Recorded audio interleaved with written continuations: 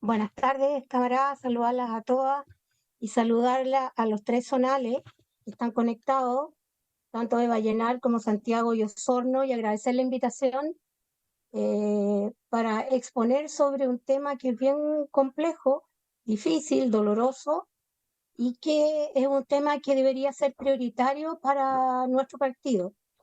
Yo voy a tratar de hacer un resumen, porque me pidieron que lo hiciera en corto tiempo, eh, con alguna que está constituido como por las siguientes partes: los instrumentos internacionales que tenemos de respaldo sobre el tema, las definiciones generales que hay sobre la temática, sobre los términos de violencia, algunos términos específicos sobre los tipos de violencia contra la mujer, datos relevantes, datos últimos, estadísticos, sobre la prevalencia de la violencia que se ha hecho en políticas públicas sobre el tema, lo que se está haciendo hoy, y algunas preguntas que, que las mujeres seguramente se las hacen y que sería bueno poder nosotros apoyar para darles una respuesta. Lo primero que, vamos a ver si corre la pantalla porque no veo que se mueva.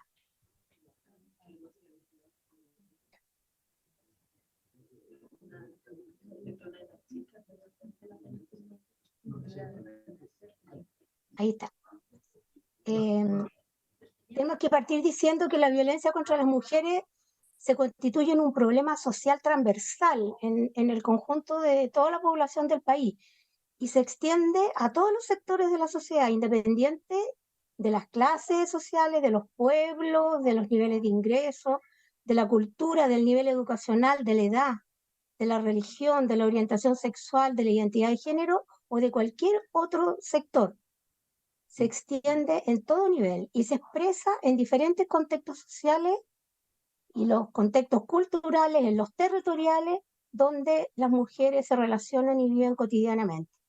Y en Chile, por más de 30 años, desde los distintos sectores e instituciones públicas y organismos privados y ONG se ha contribuido a desarrollar acciones para abordar este tema. Los instrumentos internacionales más relevantes, hay muchos instrumentos internacionales a lo largo del tiempo, pero específicamente los más relevantes partieron con la Declaración de Naciones Unidas sobre la eliminación de la violencia contra las mujeres, donde en el año 93 se hace un reconocimiento específico de los derechos humanos de las mujeres.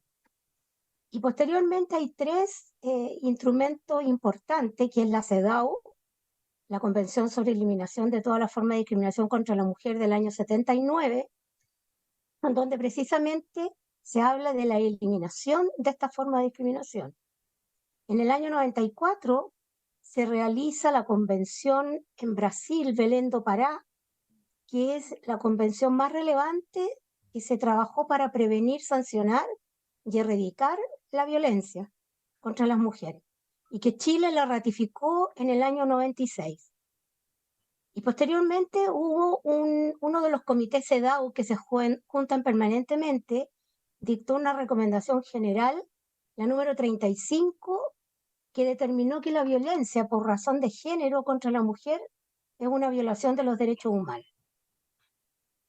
Y en el año 95, en la plataforma de acción de la Conferencia Internacional de la Mujer de Beijing, se recomendaron tres cosas: adoptar medidas para prevenir, estudiar las causas y las consecuencias de la violencia contra la mujer y las eficacias de las medidas de prevención, y prestar asistencia a las víctimas, sobre todo las derivadas desde la prostitución y desde la trata. Han habido muchas definiciones de la violencia a través del tiempo. Solamente yo voy a mencionarle tres, y después desde el punto de vista de la temática de la salud le voy a mencionar algunas otras que son relevantes. Según la Convención Belém do Pará, se debe entender por violencia contra la mujer cualquier acción o conducta basada en su género que cause muerte, daño o sufrimiento físico, sexual o psicológico a la mujer, tanto en el ámbito público como en el privado. También Naciones Unidas en el año 2013 habla que la violencia contra las mujeres y las niñas se caracteriza por el uso y abuso de poder y control en todas las esferas, tanto públicas como privadas. Y está esto relacionado intrínsecamente con los estereotipos de género, que son una de las causas subyacentes de la violencia. Después voy a mencionar un poco lo que se entiende por estereotipo de género. Y la CEPAL define la violencia de género como sinónimo de violencia contra las mujeres y como cualquier acto de coerción que se base en el género y que tenga como consecuencia daño físico, sexual, psicológico, político, social y económico para la mujer en todas las fases de su ciclo vital. Incluye la coacción de libertad y no tan solo amenaza de tales actos y aplica tanto en el ámbito público como en el privado. Estoy un poco media resfriada, así que disculpen. Las definiciones que están relacionadas con la salud tienen que ver con algunas cosas que son bien especiales que uno piensa que de repente no tienen que ver con los temas de violencia. Pero aquí la OMS determinó que la violencia de pareja se refiere al comportamiento de la pareja o la expareja que causa daño físico, sexual, psicológico, incluida la agresión física, la coacción sexual, maltrato psicológico y las conductas de control. También la violencia sexual es cualquier acto sexual, la tentativa de consumar un acto sexual u otro acto dirigido contra la sexualidad de una persona mediante la coacción por otra persona, independientemente de su relación con la víctima y en cualquier ámbito. También desde el ámbito de la salud, la violencia contra la mujer sigue siendo una gran amenaza pública mundial para la salud, específicamente durante las emergencias, y tiende a aumentar en cualquier tipo de emergencia, incluidas las epidemias.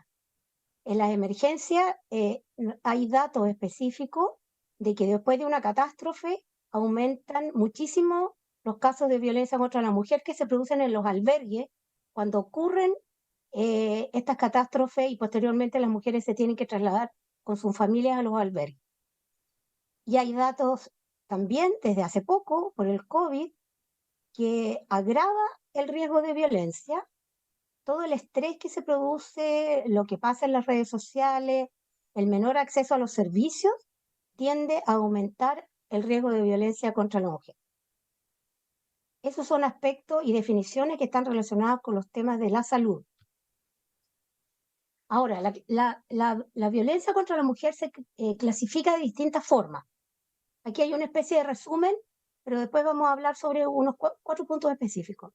En el espacio público-privado, en un contexto puede ser de pareja, íntimo, intrafamiliar, laboral, educativo, conflicto armado, migración, catástrofe, etc. La manifestación puede ser física, psicológica, sexual, económica, mediática, obstétrica. Hay una serie más de manifestaciones y también influyen variables sociodemográficas como el sexo, la edad, el nivel socioeconómico, la raza, la nacionalidad, la capacidad o discapacidad, orientación sexual, embarazo, el ámbito rural, urbano. Todas esas influyen en las clasificaciones de los tipos de violencia que existen. Aquí vamos a hablar sobre estos 5 tipos de violencia contra la mujer, que son los tipos de violencia que se pueden dar en un contexto doméstico o no.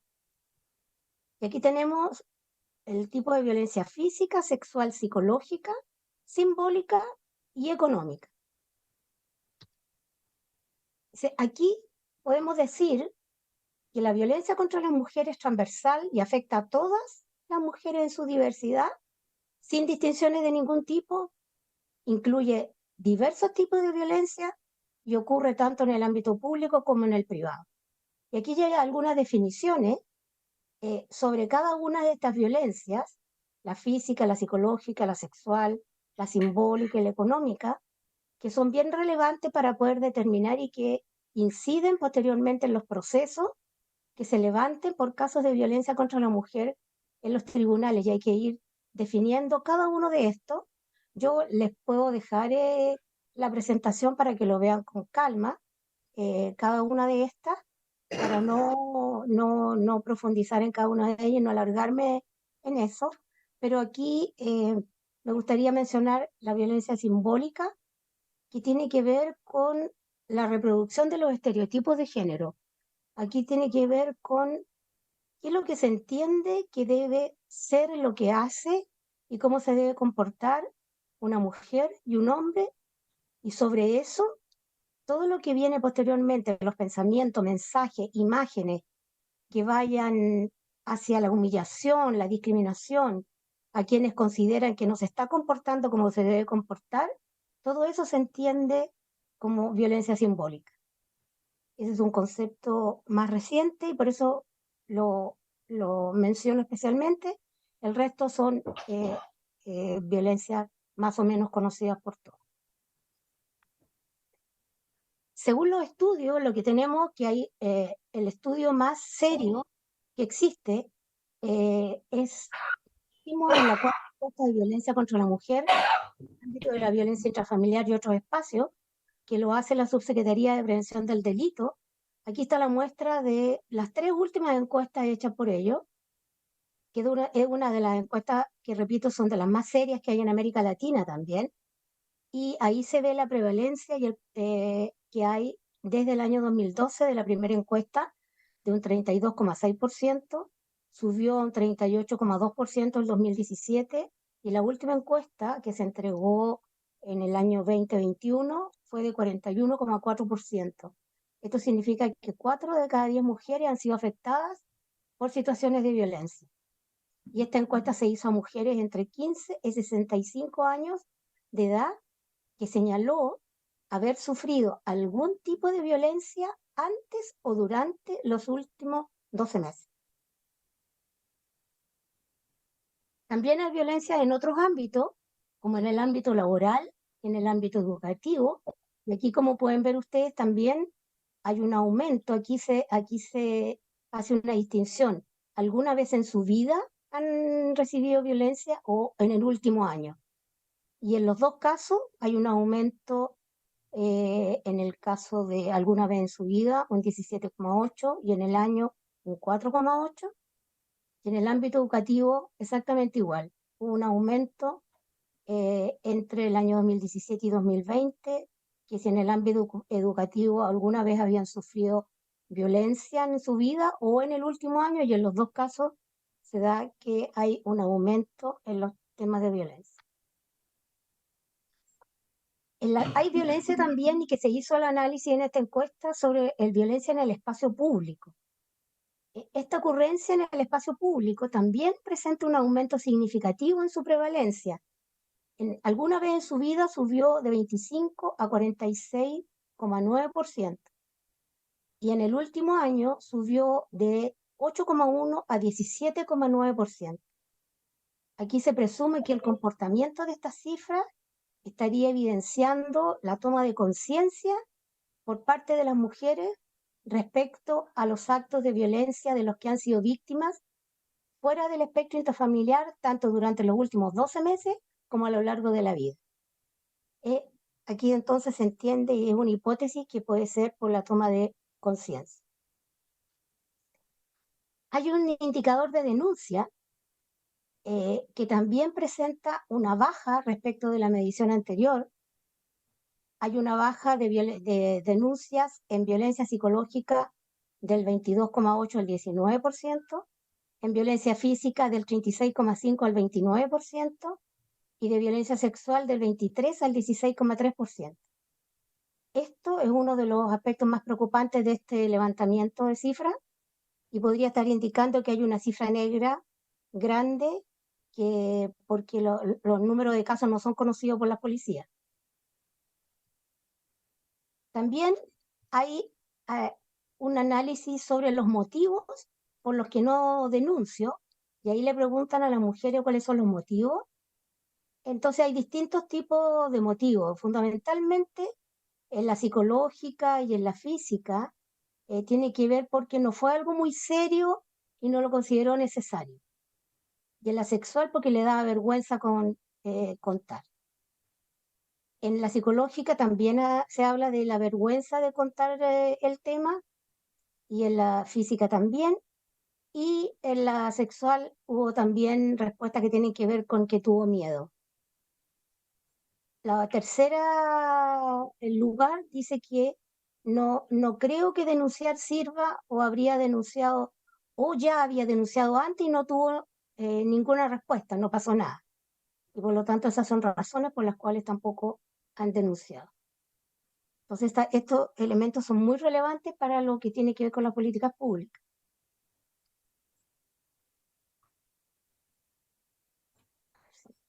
No quiero avanzar.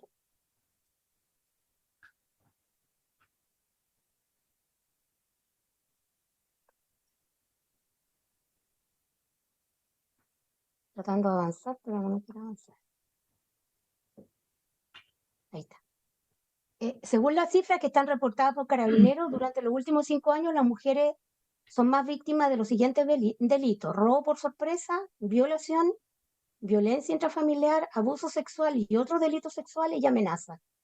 De esto se observa una prevalencia de víctimas de mujeres sobre el 70% en violaciones, violencia intrafamiliar y abuso sexual y otros delitos sexuales. Las causas de la violencia son muchísimas. O sea, no hay una sola causa, nunca están asociadas a una sola. Históricamente las mujeres han enfrentado barreras y discriminaciones. Estas las han colocado en una posición de subordinación, normalmente de dependencia económica, social, emocional, cultural. Y también tiene que ver un poco con que se asocia a que el rol que cumplen las mujeres, que es el que la mayoría de las mujeres tienen asociado, es un rol de cuidadora, que es un rol invisible y que está desvalorizado. Esto da espacio para una desigual distribución del poder en la sociedad. Entonces se crea una posición de dependencia o inferioridad de un género sobre otro, que se transforma en un sustento para que la violencia exista contra las mujeres entre las personas. Entonces, ya vamos a ir finalizando la última parte. Nuestros deberes como Estado tienen que ver con los instrumentos a los cuales estamos adscritos como país. Aquí la Convención de Belén do Pará, que es vinculante, establece por primera vez el derecho de las mujeres a vivir una vida libre de violencia y a condenar todas las formas de violencia y adoptar leyes y políticas para prevenir y sancionar. Abstenerse de cualquier acción o práctica de violencia y velar porque se cumpla lo que está estipulado por las instituciones, tener una debida diligencia para prevenir, investigar y sancionar, y asegurar un acceso efectivo a la reparación y al resarcimiento. Entonces se establece una labor activa del Estado aquí en capacitación para el personal policial y el personal de la primera línea de prevención y sanción para poder llevar adelante esto. También con la creación del Ministerio de la Mujer se pone como específico en la ley que tiene la obligación de desarrollar políticas, planes y programas destinados a atender, prevenir, erradicar y sancionar la violencia contra las mujeres. Este es un cuadro de las políticas públicas de lo que se empezó a hacer en violencia desde el año 1992. Eso fue, yo soy parte de la creación del Servicio Nacional de la Mujer, y esto fue lo que se trabajó y que trabajamos con Soledad Alvear, cuando Soledad Alvear era la ministra del CERNAM de la época. Y así se fueron creando distintas comisiones y creando leyes a través de los años, donde aquí las parlamentarias han sido el puntal fundamental, y obviamente acá está una de las senadoras que ha estado apoyando permanentemente esta temática en lo que se ha ido avanzando en los distintos años en políticas, planes nacionales, leyes. Y hoy día, en materia de políticas, se está rediseñando y actualizando el Plan Nacional de Violencia hacia las mujeres y de violencia de género. Y hay un proyecto de ley sobre el derecho de las mujeres a una vida libre de violencia que está originado en un mensaje de la presidenta Bachelet en el año 2016, que fue priorizado este año y está en discusión el proyecto de ley hoy día en el Parlamento, donde se habla a una ley por un derecho de todas las mujeres a una vida libre de violencia, donde se incorporan una serie de indicaciones que quiere fortalecer la ley de violencia junto con todos los tipos de violencia, incluyendo a las niñas en el tema, y que se establezcan medidas de protección y que se restituyan los derechos vulnerados a las víctimas. En este minuto está en votación las indicaciones, según lo que tengo entendido. La senadora puede comentar más porque es parte del trabajo que ellos realizan permanentemente. Acá hay dos cuadros que pueden servir, que son preguntas que pueden hacer las mujeres en algún minuto y que es bien importante que nosotros sepamos responderla, porque no todas las personas tienen acceso a Internet para recurrir a este tipo de información. Y se pregunta, ¿qué hacer si soy víctima de violencia? Primero, no sentir miedo y contar a los cercanos lo que está viviendo, y eso es fundamental. Y es importante que cada vez que viva un episodio de violencia haga la denuncia correspondiente en Carabineros, la PDI o la Fiscalía. Ahí hay un apoyo del Estado en orientaciones de todo tipo, psicológico, social, jurídica, a través de centros de la mujer que tiene el Ministerio de la Mujer en todas las regiones. Y si soy testigo de violencia, puedo llamar gratuitamente al 1455 para pedir orientación sobre qué es lo que puedo hacer y que funcione mejor. Toda la información acá es confidencial. Y si uno presencia un episodio de violencia, puede llamar inmediatamente a Carabineros o a la PDI. Si es familiar o parte del entorno cercano, es importante que contenga y acompañe para que se sienta más protegida la mujer. Si quiere denunciar, hay que hacerlo en la comisaría más cercana de Carabineros, PDI o Fiscalía, para hacer efectiva la denuncia. Y entonces, ¿qué es lo que entrega el teléfono 1455? Un fono de orientación atendido por especialistas en violencia que entrega ayuda a todas las mujeres que sufren o son testigos del maltrato físico y o psicológico. Y ahí están los centros de la mujer que pueden apoyar en el tema. Como última cosa, decir que a la fecha en Chile se registran 36 femicidios consumados y 146 femicidios frustrados. Eso. Muchas gracias por escuchar. Muchas gracias. Muchas gracias, Silvia. Sí, a ver, en cuanto a la primera consulta de la demora por esta denuncia que se ha hecho, mira, lamentablemente yo no te podría decir cuánto es lo que demora. La línea de trabajo que nosotros trabajamos, yo trabajo en el Ministerio de la Mujer y trabajamos sobre las políticas públicas.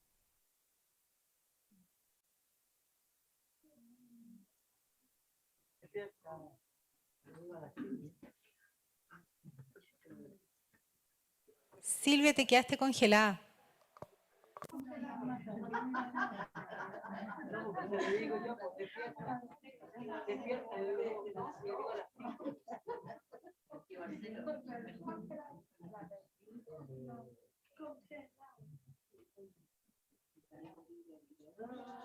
Pública. Hay otro equipo También están congeladas.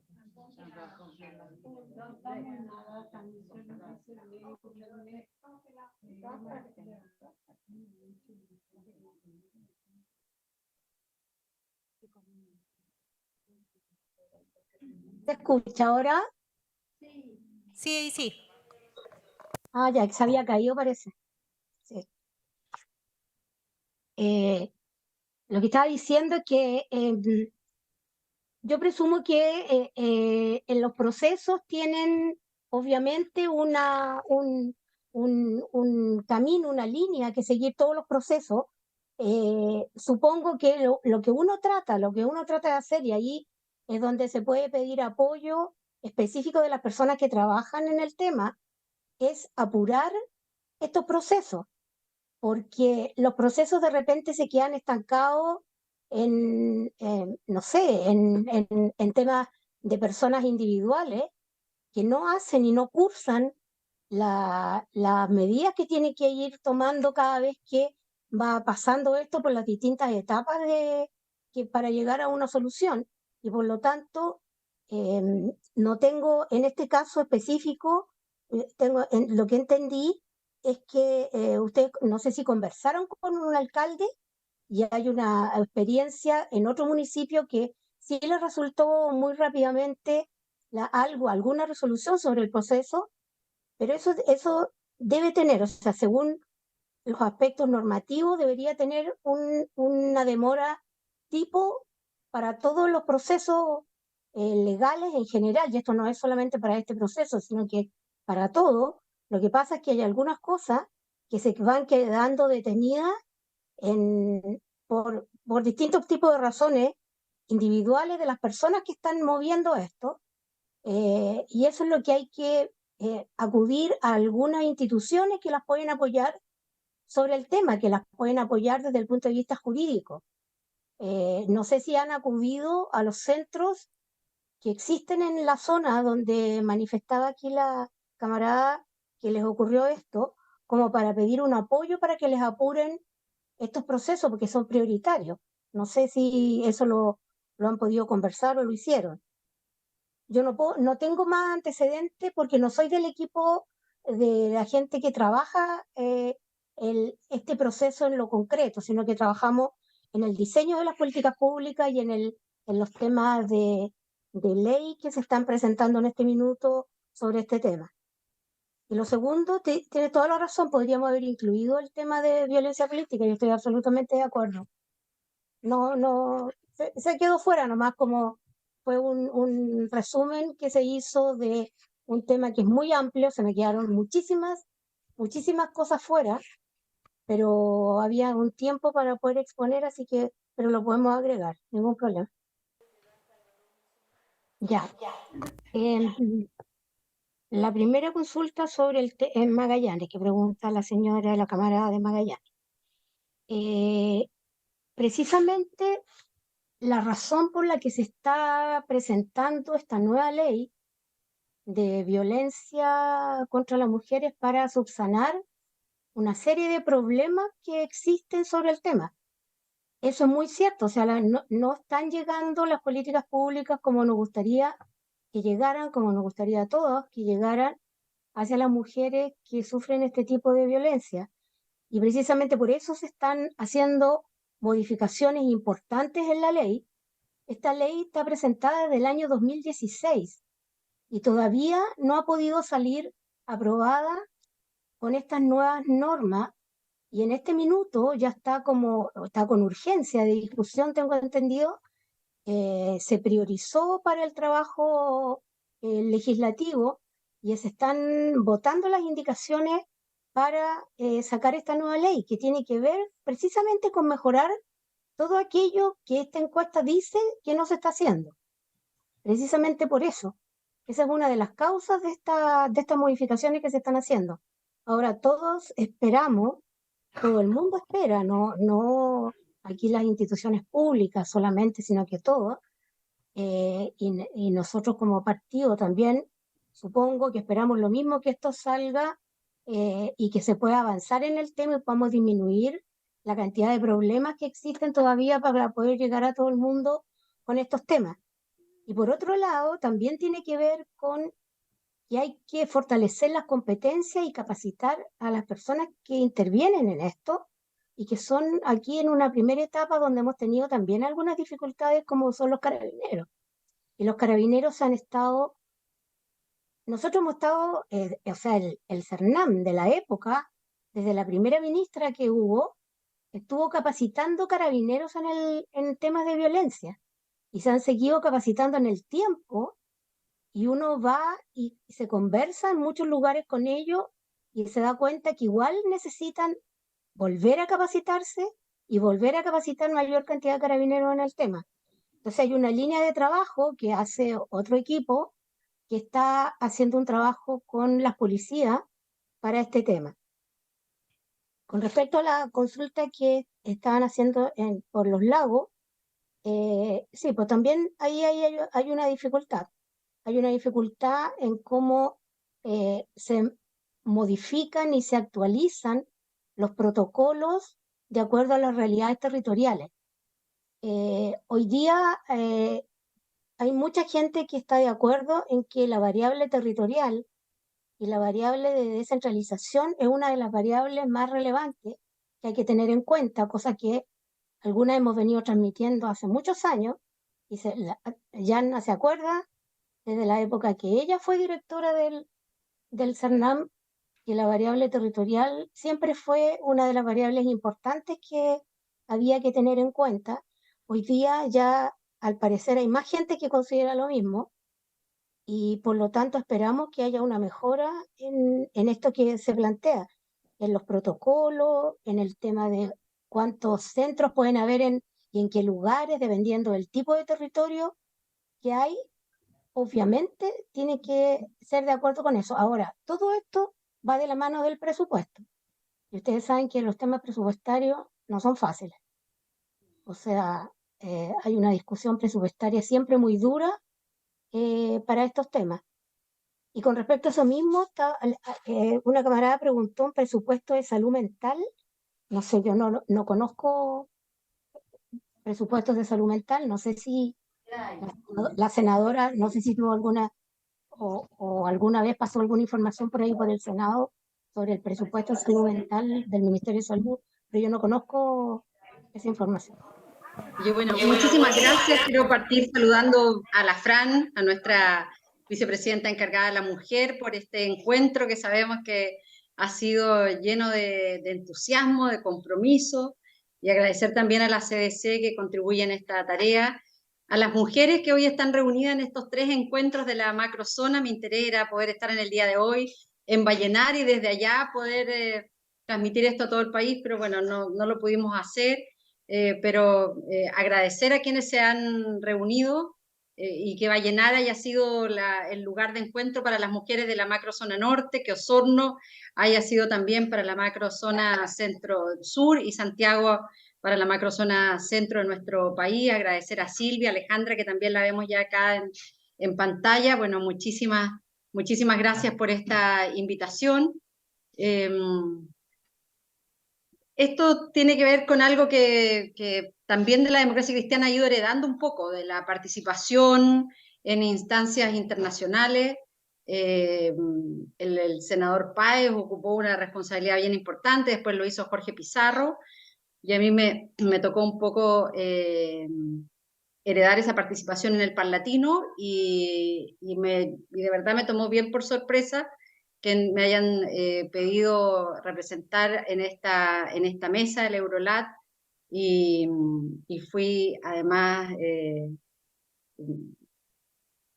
fui promovida y fui además por aclamación, ocupé este cargo, que lo voy a ocupar durante todo este año hasta el próximo año. Así que creo que eso es importante a la hora de lo que estamos conversando también, y por qué tantas de ustedes se han dado cita en este día, en esta jornada. Yo sé que algunas partieron ayer, tuvieron encuentros, algunos encuentros de camaradería, y hoy han estado durante todo el día, porque tiene que ver cómo la democracia cristiana hoy día contribuye a este nuevo Chile con perspectiva de género, y cómo las mujeres, que muchas veces siempre decimos, no, ¿para qué vamos a ocupar esta responsabilidad? Yo creo que las mujeres tenemos que atrevernos en distintos espacios, en el ámbito local, en el territorio, en las organizaciones de base, en las organizaciones deportivas.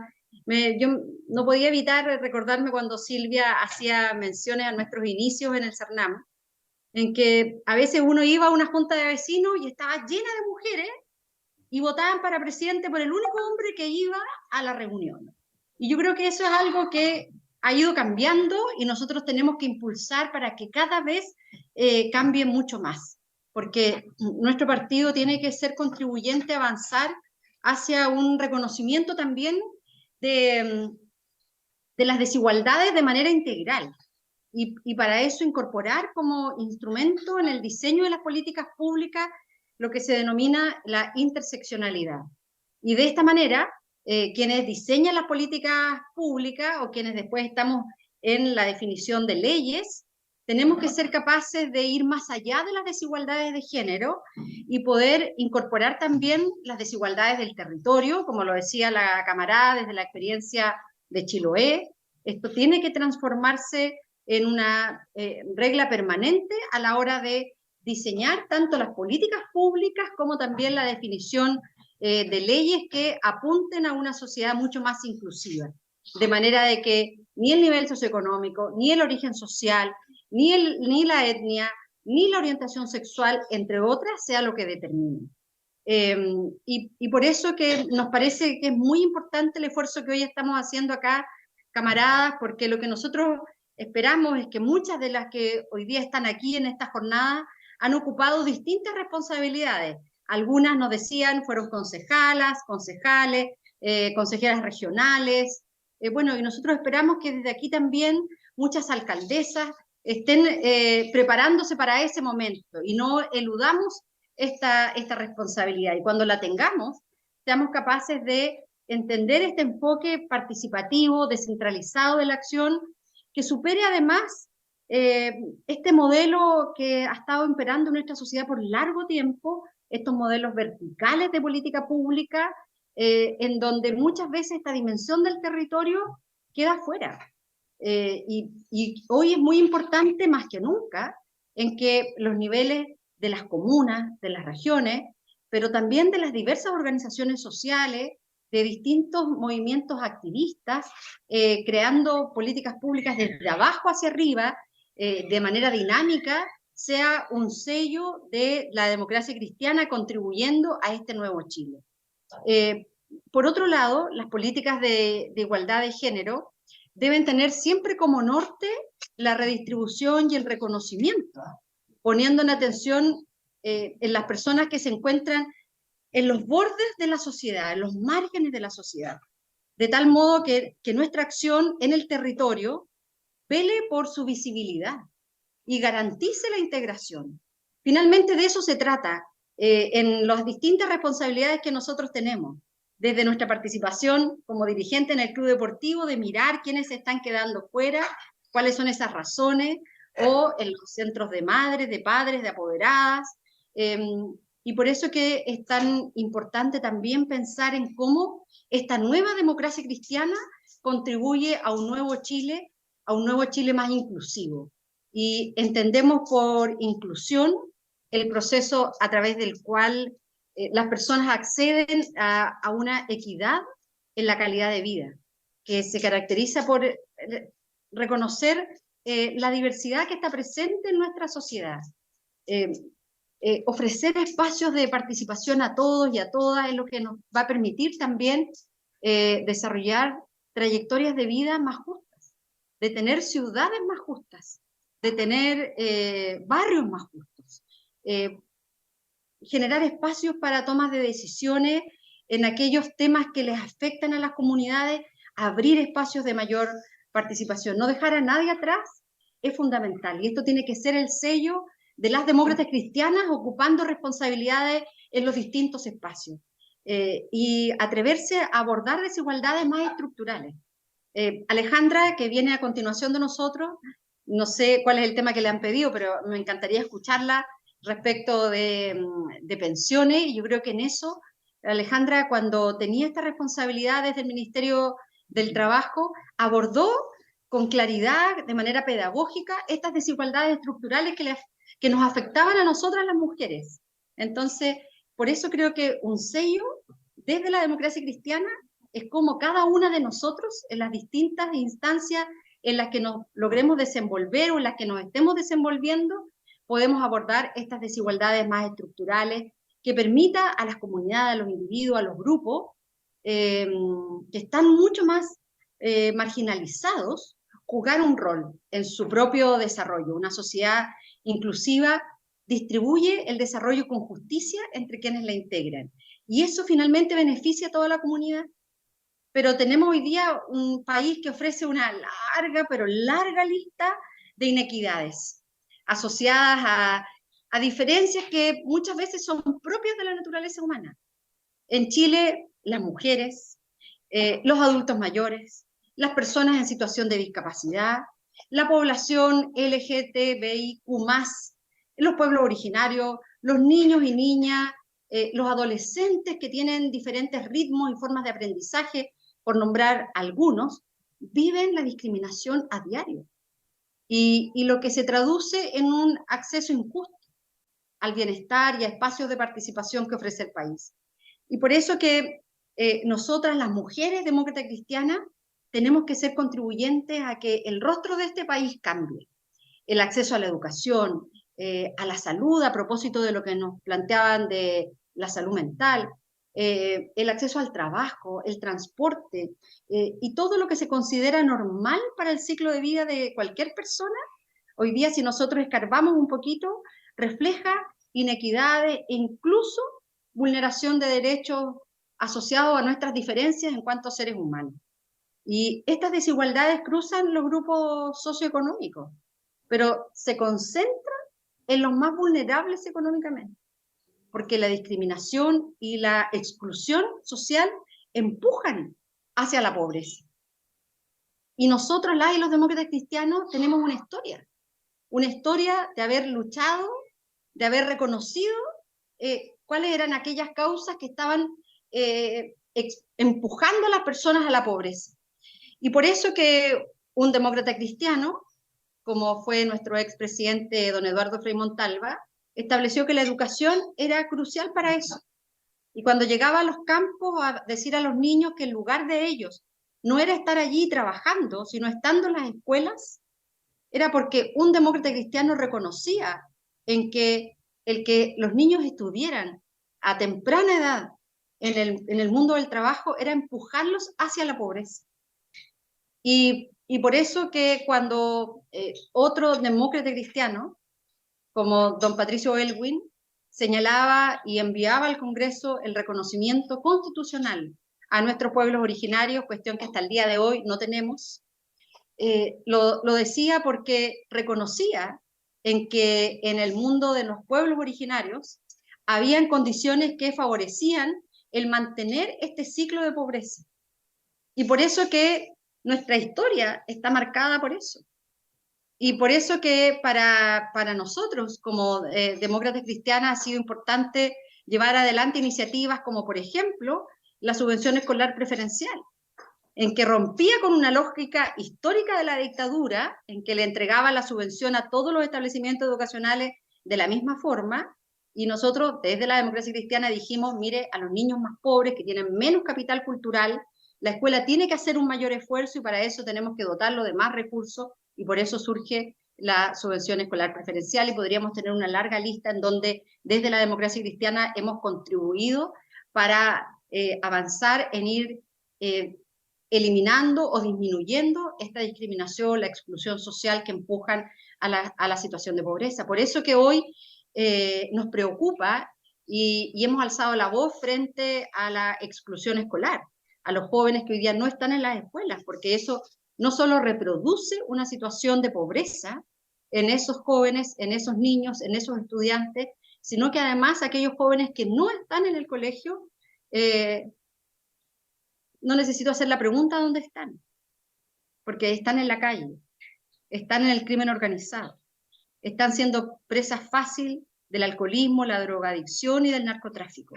Y por eso que yo valoro aquí acciones de mujeres demócratas cristianas que encabezan comunas como Claudia La Pintana, que tiene un hermoso programa en donde desde la comuna van a buscar a esos estudiantes. Yo creo que entre demócratas cristianas tenemos que contarnos las experiencias que hacen otras demócratas cristianas. Y la experiencia de Claudia es maravillosa en La Pintana. Es ir a buscar. Y cuando Claudia me contaba, mira, cuando hemos llegado a esas casas de niños de enseñanza básica, y no hay ningún adulto responsable, y ellos están ahí porque tienen que cuidar a sus hermanos más chicos. Esa es la realidad del Chile que muchos no quieren ver, pero que desde la democracia cristiana tenemos que ser capaces de visibilizarlo, tenemos que ponerle rostro, y tenemos que ser capaces de construir políticas que logren permear para garantizar un acceso al bienestar, a la participación, de manera que esto no dependa de la familia en donde a uno le tocó nacer, crecer, vivir o desarrollarse. Yo me alegré muchísimo con esta imagen que mostró Silvia desde la creación del Servicio Nacional de la Mujer, creada por un demócrata cristiano, encabezada por una demócrata cristiana también en ese momento, pero tenemos que ser capaces de entender que hoy día tenemos que seguir doblegando nuestros esfuerzos, porque las mujeres tienen cerca de un 30% menos de probabilidades que los hombres de tener igualdad de oportunidades de acuerdo al índice global de las brechas de género. Y en este mismo ranking que evalúa la situación de igualdad entre hombres y mujeres, en 156 países, Chile retrocedió del puesto 57 al lugar 70. Es decir, hoy día las mujeres que vivimos en Chile estamos peor en este ranking que se utiliza en 156 países. Y por eso que creo que la democracia cristiana tiene que jugar un rol muy importante, como un partido de vanguardia, en establecer un camino claro a que un no es un no, y que no podemos trasladar o pensar que hemos logrado avanzar y que este avance no va a significar ningún retroceso. Yo les quiero comentar que esto no es así, queridas camaradas. Hoy día hay fuerzas en este país y en el mundo que están tratando de empujar hacia atrás el avance de las mujeres. Lo vimos hasta hace poco en las últimas elecciones, cuando un candidato se preguntaba si es que había sido una buena decisión darle derecho a voto a las mujeres. ¿Se acuerdan o no? Entonces, creo que lo que nosotros tenemos que hacer es permanentemente seguir avanzando, seguir conversando, seguir dialogando, seguir generando muchas más voces que reconozcan que la discriminación existe, que estén dispuestas a erradicar la violencia de género, sumando, por cierto, a las políticas públicas que tienen que ser con un enfoque territorial, porque además la pandemia tuvo un alto impacto en las cifras que compartía Silvia respecto de aumento de la violencia física, en las cifras que acabo de dar del retroceso de Chile, pero la crisis sanitaria que vivimos claramente nos ha dejado secuelas muy complejas en el ámbito de la violencia, en el ámbito de la participación de la mujer, en el mundo del trabajo, en el ámbito del cuidado. Porque lo decía la camarada a propósito de las exiguas cifras que se entregan en la ley de presupuesto para las cuidadoras de adultos mayores o de personas que están postradas o que no pueden valerse por sí mismas. Hasta hace algún tiempo, antes de la pandemia, también el Estado tenía un rol, o la sociedad reconocía que esto ya no era una tarea exclusiva de las mujeres. Sin embargo, durante la pandemia hubo un retroceso en eso, porque cuando habían niños menores en la casa, ¿quién tenía que dejar de trabajar? La mujer. O cuando había un adulto enfermo en la pandemia, ¿quién tenía que hacerse cargo de ese adulto enfermo? Las mujeres. Y las mujeres que habían logrado estar en el mundo del trabajo, hoy día eso también significa un retroceso.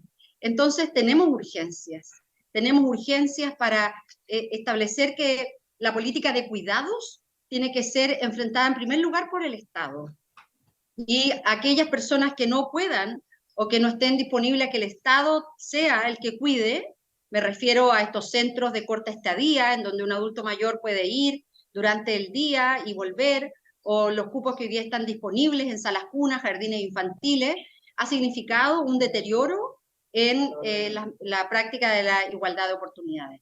Entonces, cuando uno mira lo que hemos vivido en los últimos años, y lo digo porque también para nosotros como mujeres demócratas cristianas es importante reivindicar el rol de lo que fueron estos 30 años, por más que el Frente Amplio durante varios años haya establecido su plataforma a costa de denostar lo que desde la recuperación de la democracia hicimos. Nosotros fuimos capaces de llevar adelante una transformación cultural, una modernización asombrosa. Y uno lo ve en nuestros territorios. Nosotros nos parece hoy día normal, pero no era así. Los caminos rurales que hoy día están pavimentados, lo digo por si Alberto sigue conectado en esta jornada, pero buena parte también le correspondió a él, siendo ministro demócrata y cristiano en obras públicas, en los caminos secundarios, es decir, cómo esta dignidad para el mundo rural, para la democracia cristiana, sigue siendo un valor muy importante. La masificación de la educación, obras importantes en infraestructura, acompañados también de modernización, de mayores sistemas de protección social. Lo digo porque aquí está la Eli Rivas en Vallenar. Hoy día era tu cumpleaños, Eli, ¿o no? Feliz cumpleaños. Pero desde el Chile Solidario hasta el sistema de Chile Crece Contigo, es parte de los sistemas de protección social que la democracia cristiana, junto a la concertación y a la nueva mayoría, fue capaz de impulsar en nuestro país.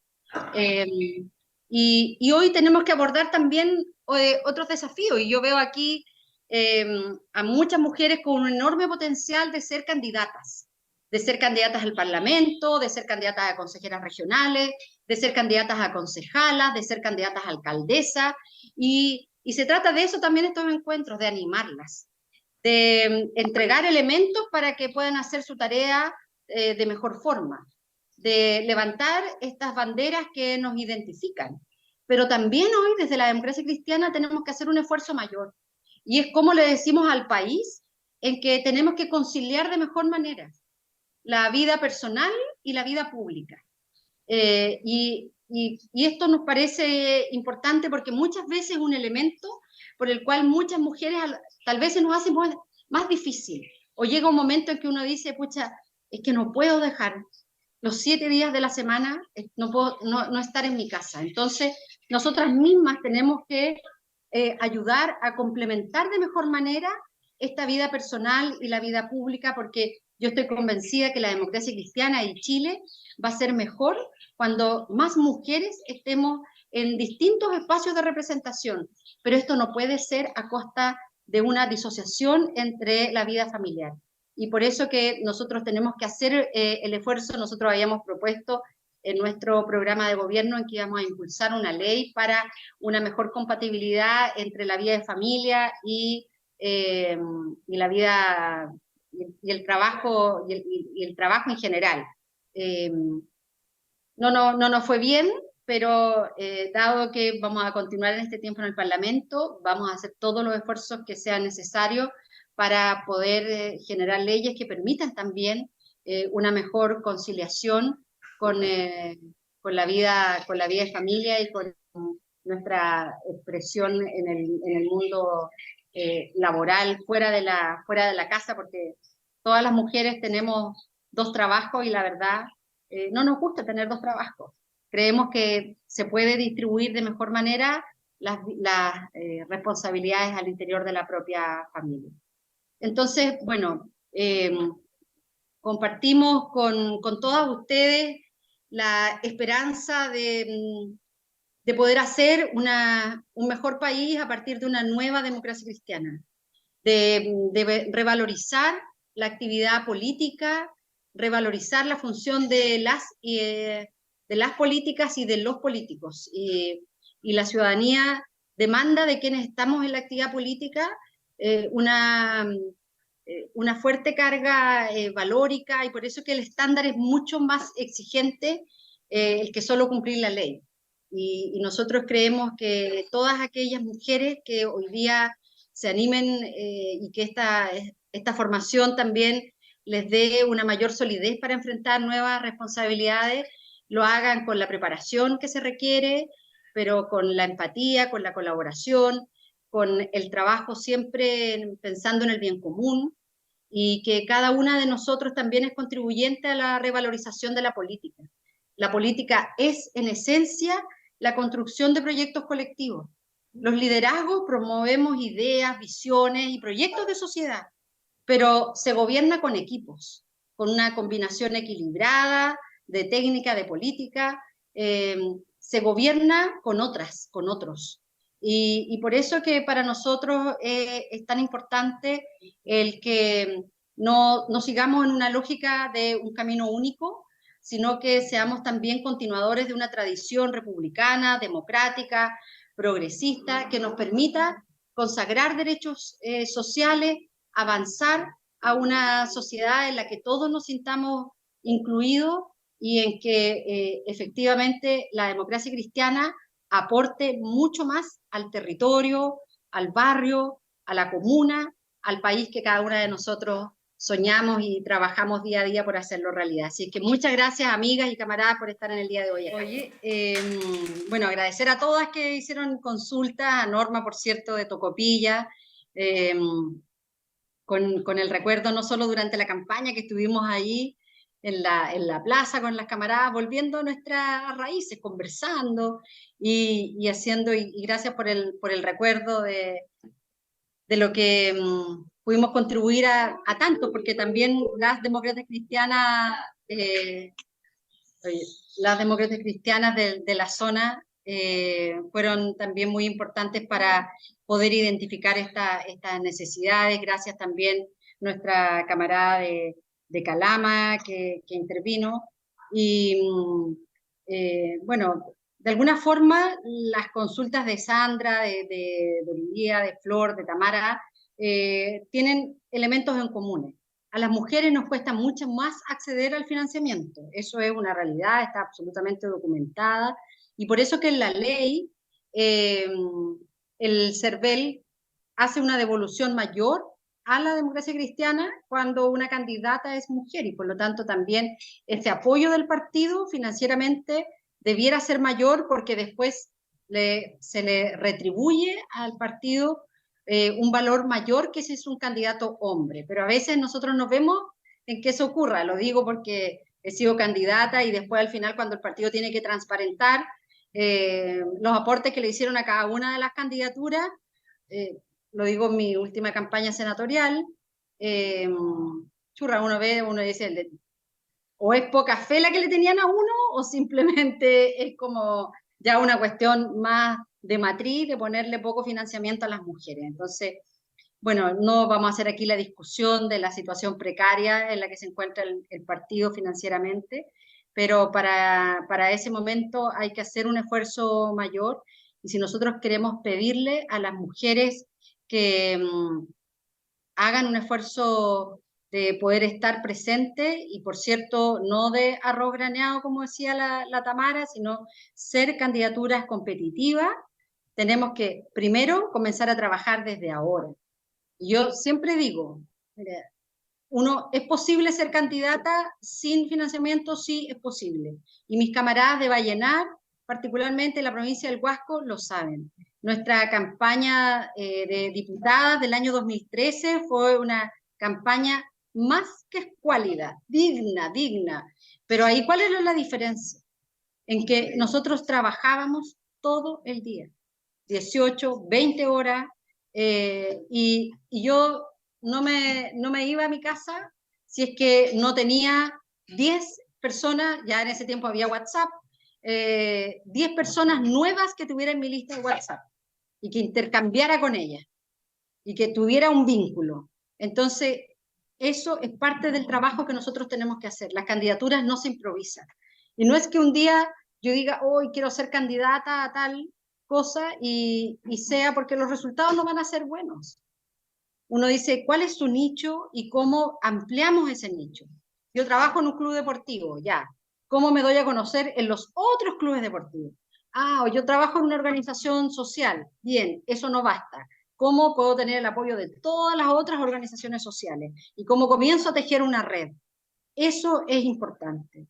Yo creo que este encuentro es bueno porque nos permite tener una base común de formación. Pero después debiéramos hacer otro encuentro de cosas prácticas, de cómo uno enfrenta las candidaturas de manera práctica, cómo enfrentamos las radios, cómo enfrentamos las preguntas, y en eso toda nuestra disposición de poder colaborar. Gracias también a Isolina de Calama, que nos hacía este recuerdo. Respecto del SLEP, Flor, yo creo que aquí nosotros podemos tener un desafío adicional. Y a lo mejor es a partir de estos encuentros que revitalicemos la red de educación del partido. Y a lo mejor, Flor, encargarte esa tarea. Revitalicemos la red de educación. No necesariamente que estén los profesores y profesoras en el colegio, pero todos aquellos camaradas que son docentes, todos aquellos camaradas que son asistentes de la educación, que son directivos, bueno, revitalicemos esa red y hagámoslo en un corto plazo. Ojalá 2 semanas pongámonos ese propósito, Flor, y pidámosle a la Francisca que desde la Vicepresidencia de la Mujer nos ayude en eso, y desde allí hagamos una propuesta. A mí me parece que es muy importante que desde la democracia cristiana contribuyamos con una respuesta al fortalecimiento de la educación pública. Creo que desde la instalación de los servicios locales, y nosotros lo podemos decir con cierto testimonio, porque en la región de Atacama toda la educación hoy día está entregada a los servicios locales de educación, y yo puedo decir responsablemente hoy día ante ustedes, mis camaradas, en que esta experiencia es la muerte de la educación pública. Y si nosotros no somos capaces de hacer cambios significativos ahora, la verdad, no vamos a tener educación pública de la cual podamos sentirnos orgullosos. Entonces, yo tomo tu pregunta y la transformo en un desafío además que puede ser muy importante para la propia democracia cristiana. Revitalicemos el núcleo de educación y pongámonos como primer propósito tener una propuesta desde la democracia cristiana para una nueva educación pública. Y por cierto, Dorilia, necesitamos mujeres empoderadas, mujeres que se la crean, mujeres que estén en el territorio y que digan, sí, yo puedo. ¿Ah? ¿Por qué no? ¿Por qué siempre voy a tener que trabajar para un camarada que puede tener muchos méritos, pero igual uno los tiene? Entonces, atrevámonos a ser candidatas, que el partido garantice un financiamiento digno para cada una de las candidaturas y que no discrimine entre hombre candidato y mujer candidata, que entregue en la misma cantidad de recursos y que nosotros también hagamos durante este tiempo el trabajo, no para estar en la papeleta, sino para ser elegidas. Y para ser elegidas tenemos que tener un trabajo decidido, constante, y que nos permita hoy día en que todas volquemos también el esfuerzo a nuestras camaradas que van a tomar esta decisión de ser candidatas en las próximas elecciones. Así es que, mujeres demócratas cristianas y amigas simpatizantes que están en esta jornada también, atreverse, esa es la invitación, y vamos a acompañar todo eso. Muchas gracias, camarada. Muchas gracias, Yana.